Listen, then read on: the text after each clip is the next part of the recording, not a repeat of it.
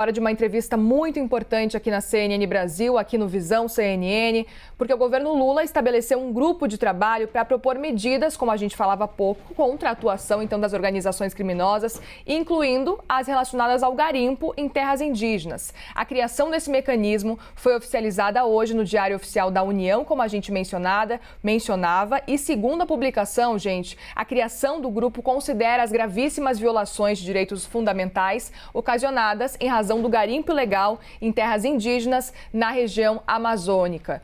E o governo também voltou a mencionar que a desnutrição e a fome causaram centenas de mortes de Yanomami em Roraima nos últimos 4 anos. Sobre esse assunto a gente conversa agora com o ministro dos Direitos Humanos, Silvio Almeida. Ministro, muito obrigada por conversar com a gente, o senhor que aceitou o convite da nossa analista Basília Rodrigues. Basília, ministro, uma boa tarde para os senhores. Por favor, pode começar, Basília. Muito bem-vindo, ministro.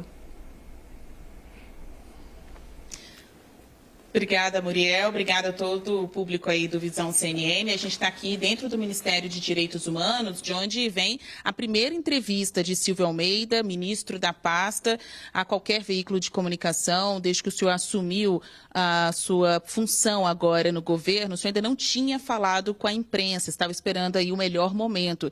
Só que no meio do nada vem o estouro de uma crise humanitária. E aí não tinha como deixar de não passar informações ao público do que está acontecendo na região norte do Brasil, mas que acaba virando notícia aqui dentro e lá fora também.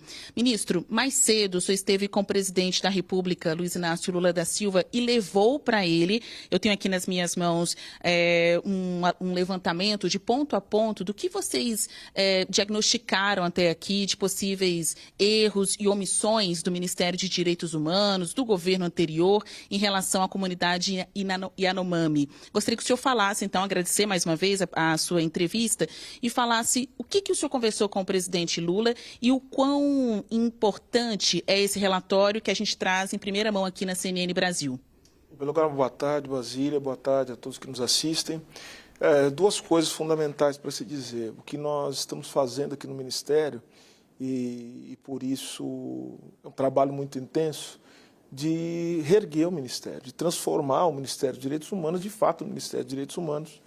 E, por isso, reunimos nas últimas semanas os secretários, toda a equipe, para produzir um plano de 100 dias consistente, um plano que, de fato, pudesse dar conta, né, dos desafios em relação à política de direitos humanos no país. Mas, como muito bem você disse, estive com o presidente Lula, hoje, juntamente com outros ministros, para que nós pudéssemos avaliar essa situação. Uma das coisas que a gente tem que entender é que uma situação como essa, uma tragédia como essa, não acontece de uma hora para outra. É o resultado de uma série de fatores que são omissões históricas, que é também, de alguma maneira, um descaso do que aconteceu fundamentalmente, principalmente nos últimos 4 anos. Então, o que fiz hoje na condição de ministro de Direitos Humanos, na competência do Ministério, que acho que é bom que o público saiba disso, que é justamente articular a política de direitos humanos no país. O que significa isso? Significa política de prevenção à violência, à tortura, tentar entender, fazer um grande inventário dessa tragédia brasileira que coloca os brasileiros todos os dias à mercê da violência. Tentar entender como é que nós podemos proteger as crianças e os adolescentes do país. Tentar entender, de alguma forma, como a gente pode promover, com todos os ministérios, um ambiente em que a promoção de direitos humanos e da cidadania seja possível. Então, falamos com o presidente Lula hoje, mostrei a ele, levei a ele um relatório que pudesse demonstrar como é que nós chegamos até aqui com base naquilo que foi feito nos últimos anos, inclusive em relação à política de direitos humanos. Então, mostramos ao presidente todas as omissões, todas as ações deliberadas que vieram a fragilizar a política de direitos humanos no país e que resultaram, dentre outras tragédias, o Brasil é um país de muitas tragédias no campo de direitos humanos, nessa que nós estamos assistindo agora, estarrecidos e horrorizados. Então, o que vocês encontraram? Claro que aqui eu tenho uma folha só, que é um resumo desse relatório que os senhores apresentaram para o presidente Lula. Nessa reunião de mais cedo, no Palácio do Planalto, com a presença de outros ministros também, então aí a gente vê que necessita do acionamento de múltiplas funções, né, de múltiplas áreas para poder resolver este problema. No que diz respeito aos direitos humanos, o quanto este ministério atuou e o quanto passará a atuar desde que veio a notícia desses casos de desnutrição, de mortes, de fome na comunidade Yanomami. O que vocês chegaram aqui à conclusão? Bom, primeiro que a reunião de hoje ela foi uma reunião para tomar providências emergenciais, ou seja, as pessoas estão passando fome, as pessoas estão morrendo de doença. Então o presidente Lula ele foi muito evidente, ele foi muito claro, foi muito direto, de que ele queria ações que pudessem debelar o problema de maneira imediata. Só que, ao mesmo tempo, é importante dizer isso, que é necessário que ações, vamos dizer assim, estruturais elas sejam tomadas, medidas estruturais, para que isso não volte a acontecer, né? Então, o que o Ministério dos Direitos Humanos ofereceu ao presidente hoje, particularmente, além das medidas que estão sendo tomadas, porque há uma equipe do Ministério dos Direitos Humanos agora no território, né, é mostrar para o presidente aquilo que deixou de ser feito, para que, inclusive, sejam apuradas as responsabilidades. Porque o Ministério dos Direitos Humanos também é um guardião da memória. É importante que a gente diga o seguinte: isso aconteceu, isso não pode mais acontecer. Então, dentre as coisas que nós verificamos, é que houve uma série de omissões e de ações que resultaram, né, direto ou indiretamente, no agravamento da situação.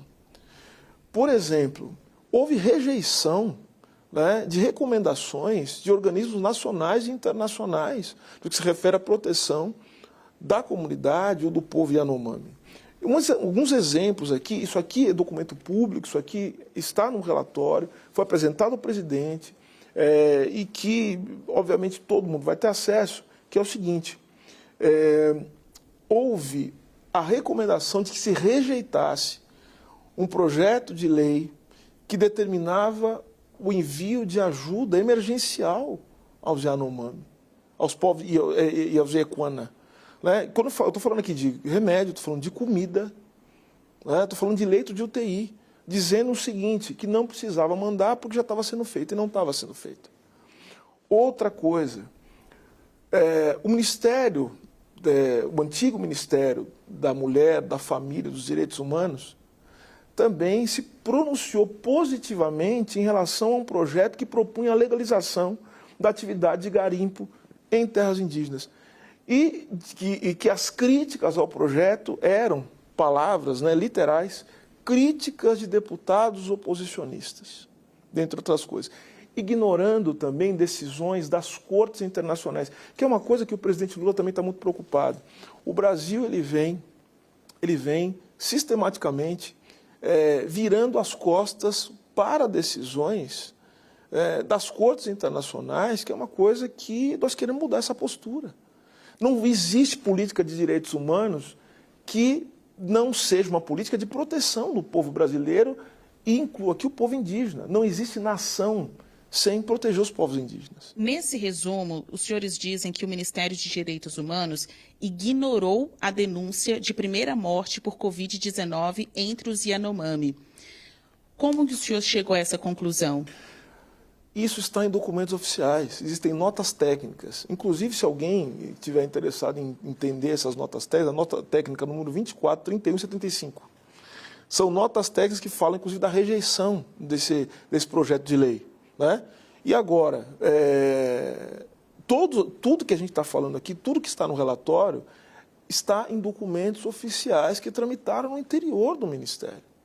Então, aqui não existe invenção, aqui tudo vai estar sendo feito com muita responsabilidade. Mais uma vez, do que se trata isso? Se trata de fazer alguma coisa que é fundamental para a defesa dos direitos humanos. É que nós possamos atribuir responsabilidade. Nós precisamos ser os guardiões, repito, guardiões da memória. Não existe justiça se não houver memória. Não existe justiça se não houver reparação. Então é por isso que é fundamental que nós façamos esse recolhimento dessas informações, para que nós possamos municiar as autoridades nacionais, para que sejam tomadas providências para que isso não ocorra nunca mais. E nós precisamos também dar contas às autoridades internacionais, né? E esse é um papel fundamental dos direitos humanos, do Ministério dos Direitos Humanos. O Ministério dos Direitos Humanos da Cidadania tem um papel central na articulação da Política Nacional de Direitos Humanos com os organismos internacionais que cobram posturas do Brasil em relação a isso. O Brasil é signatário de tratados internacionais que determinam a proteção aos direitos humanos. E, por isso, esse é o papel do Ministério, fazer com que essas recomendações que foram pactuadas com o Brasil, elas sirvam de parâmetro para a atuação de todos os outros ministérios, da Justiça, da Defesa, da Saúde, sempre tentando subsidiar com as informações mais importantes. Muriel. Ministro, o senhor falou agora há pouco sobre esse diagnóstico que o senhor apresentou sobre as ações e omissões com relação aos povos Yanomami. Eu quero saber o que pode ser feito a partir de agora, o que vocês já estão pensando em fazer a partir deste momento, já que você já tem esse diagnóstico do que não foi feito com relação aos povos Yanomami e o que deve ser feito a partir de agora com o novo ministério, pensando que justamente o que está acontecendo por lá não pode mais se repetir, ministro. Como nós falamos, a construção da Política Nacional de Direitos Humanos, agora afinada com aquilo que o presidente Lula determinou como sendo fundamental no seu governo, passa justamente por entender o que deixou de ser feito e o que pode ser feito para que nós possamos avançar. Então, nós passamos os últimos dias recolhendo todas as informações necessárias para entender como é que o Ministério dos Direitos Humanos, né, que não é, na verdade, o Ministério da Mulher, da Família e dos Direitos Humanos, deixou passar esse tipo de coisa.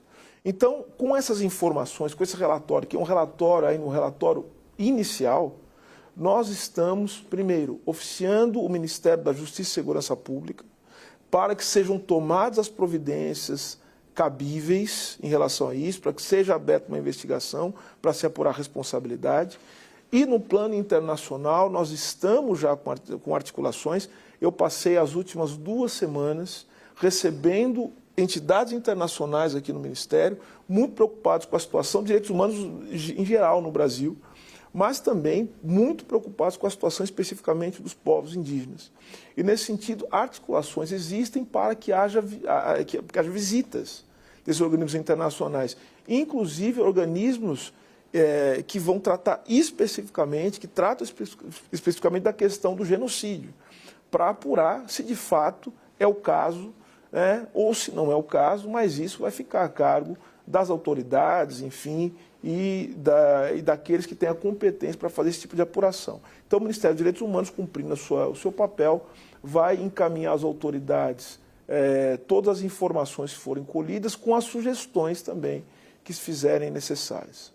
Ministro Leandro Rezende, pode falar, Leandro. Valeu, Muriel. O ministro Leandro Rezende falando aqui de São Paulo. Queria fazer uma pergunta um pouquinho mais de fundo, né? O senhor sabe que existe uma parcela da população brasileira que tem uma visão um pouco deturpada do que são os direitos humanos. Uma turma que acredita que direitos humanos são para humanos direitos, num discurso que foi muito vocalizado pelo governo anterior, inclusive, né? O senhor está há 30 dias no comando dessa pasta e já falou algumas vezes na necessidade de refundá-la. Mas como colocar para o povo brasileiro, para essa parcela da população que tem essa visão de que direitos humanos é para ajudar bandido, por exemplo, de que essa visão está equivocada e que daqui para frente as coisas vão ser tocadas de uma outra forma? Ministro. Leandro, a sua pergunta é de fundo, mas é também a pergunta frontal do Ministério. O Ministério dos Direitos Humanos tem um papel justamente de ser uma espécie de dínamo, né, para veicular ideias e formas de pensar a sociedade em termos de respeito aos direitos humanos. Então, qual que é a nossa intenção aqui?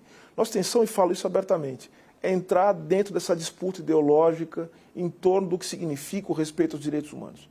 O que a gente fala quando fala de direitos humanos? Nós estamos falando aqui de política de prevenção contra a violência. Ninguém quer ser violentado, ninguém quer ter sua vida rebaixada. E, portanto, falar de direitos humanos é falar como o Estado brasileiro pode estabelecer formas de proteção à vida, à dignidade das pessoas. Então, esse é o ponto absolutamente fundamental. Outra coisa, nós estamos aqui muito preocupados, esse é um ponto, em estabelecer formas de pensar o que significa a difusão do discurso de ódio na sociedade. Eu já estabeleci aqui a criação de uma portaria em que nós vamos fazer um grupo de trabalho para discutir combate ao discurso de ódio, né, formas de combate ao discurso de ódio e também do extremismo, e como nós podemos criar, né, mecanismos de uma educação em direitos humanos que seja efetiva, de fato. Não é apenas dizer para as pessoas que elas não podem matar, que elas não podem violentar as pessoas, mas mais do que isso, criar um ambiente político em que o Estado brasileiro junte a produção de ideias consistentes em torno disso, mas também que tenha mecanismos efetivos de proteção ao direito do povo brasileiro. Então, veja, o Ministério dos Direitos Humanos não é apenas um ministério que dá pautas morais, mas é um ministério que dá orientações políticas. E não existe política nacional, política brasileira, não existe Brasil se nós não aprendemos a respeitar o povo brasileiro. Olha o que está acontecendo com os povos indígenas, meu caro. Você acha que a gente consegue fazer um país, um país diante de uma tragédia como essa? Você acha que a gente pode fazer um país, o jeito que as crianças e adolescentes são tratados no Brasil, o jeito que a população LGBTQIA+, está sendo dizimada, está sendo violentada? Então, ou seja, não existe fazer um país, não existe uma nação que não seja capaz de proteger os brasileiros. Estamos falando de todos os brasileiros.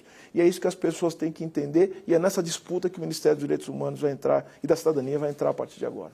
Ao falar da gestão anterior, o senhor lembrou bem do nome da pasta, que tinha o termo família incluso. Os direitos humanos, onde estavam os direitos humanos na pauta do governo federal, na avaliação do senhor, da gestão passada, e em que patamar isso vai ser colocado nesta gestão? Porque o ano começou com muita visibilidade para a crise dos Yanomami. Enquanto a gente fala, talvez indígenas estejam morrendo neste momento, porque as consequências pela desnutrição foram assombrosas. Mas a gente também tem um país onde negro morre e morre assassinado, crianças estão sendo deixadas em situação de vulnerabilidade. Você citou a pauta também do LGBTQIA+. Então, é um ministério por onde passa uma avenida de assuntos sociais por aqui, não só a questão indígena. Onde estarão essas pautas voltadas a esses públicos das minorias? Qual o nível de importância o senhor acredita que este governo dará? Mais do que isso, que a população verá. Quando o meu amigo Leandro fala da distorção dos direitos humanos, isso passa também por uma necessidade de conscientização das pessoas. Aí não é só política eleitoral ainda mais. Isso é uma questão de explicar para as pessoas o que são os direitos humanos. Quantas vezes a gente não escuta que direitos humanos são direitos dos manos, se referindo a bandidos, criminosos que também são protegidos pelos direitos humanos? Dos manos, das minas, né? Não é assim? É isso. Quando a gente fala, veja, a sua questão é muito importante. O presidente Lula, ele determinou que o Ministério dos Direitos Humanos, a Política Nacional de Direitos Humanos, tenha um papel central no seu governo. Ele falou isso no seu discurso de posse, especialmente no discurso que ele fez dentro do Congresso Nacional, dentro do Senado. E por que isso? Porque é necessário que nós desarmemos o que vem sendo potencializado no Brasil e que se alimenta já de uma sociedade que já é uma sociedade baseada no autoritarismo, na violência, uma sociedade baseada no racismo, uma sociedade que, de alguma maneira, né, tem a morte como algo da paisagem do cotidiano, é desarmar justamente isso. Então o Ministério dos Direitos Humanos tem o papel de desnaturalizar essa cultura de morte que vem sendo construída no Brasil ao longo da sua história, mas que foi potencializada nos últimos 4 anos. Isso é inegável. Então é dentro disso que o Ministério dos Direitos Humanos vai ter uma atuação central. E veja, quando você fala de construir que é algo que não é pontual, não é política partidária, não é política partidária, é política com P maiúscula, política como horizonte de mundo, de vida. Eu vou ser muito prático em relação a isso. É por isso que todos os ministérios têm que estar envolvidos na política nacional de direitos humanos. E é por isso, Basília, que eu acho que a política de direitos humanos tem que ser política de Estado, não é política só de governo. O presidente Lula sabe disso. A gente precisa criar um Estado capaz de se movimentar a partir da proteção dos direitos humanos. Né? O que significa isso? Talvez, Basília, uma ideia que tenho aqui, tenho que discutir com os meus colegas ministros todos, ou seja, direitos humanos tem que estar na comunicação, tem que estar na Justiça e Segurança Pública, tem que estar na Defesa, tem que estar em todos os ministérios. Por isso que talvez a gente tenha que ter uma carreira de Estado específica, né? Um analista técnico em direitos humanos e promoção da cidadania. Criar uma carreira, claro, uma carreira que se volte sempre a pensar a democracia, com os interesses do povo brasileiro, mas que possa também se colocar como um anteparo, né, às contingências políticas, como aconteceu, né, na quadra anterior, que queiram utilizar o Estado para destruir o povo brasileiro, como nós estamos vendo agora.